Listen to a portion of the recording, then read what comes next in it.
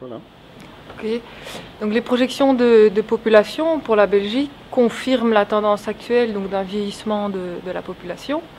Alors ce vieillissement s'explique par différents facteurs, l'allongement de l'espérance de vie, mais aussi la baisse de la fécondité et aussi la structure de la population, et en particulier le fait que les individus nés les individus nés après la guerre, donc les individus du baby-boom, arrivent à l'âge de la retraite, qui fait qu'on a tout d'un coup un afflux important d'individus retraités. Et bien entendu aussi l'effet des migrations qui, à l'opposé, atténue un petit peu ce problème de vieillissement.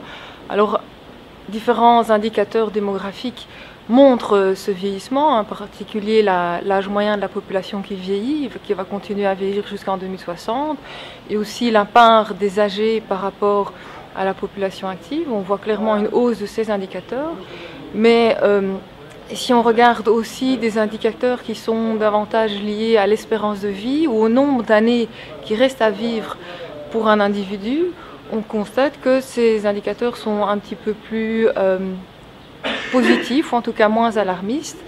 Et donc c'est intéressant toujours d'analyser toutes les dimensions du vieillissement, à la fois effectivement une population qui vieillit, mais les individus ont de plus en plus d'années à vivre, et donc si on peut prendre un exemple, un individu de 70 ans aujourd'hui n'est pas celui d'hier, il ne sera sans doute pas celui de demain, et donc toutes ces dimensions doivent être prises en compte, notamment les indicateurs démographiques, mais après aussi bien entendu les indicateurs budgétaires, économiques, environnementaux, sociétals, etc.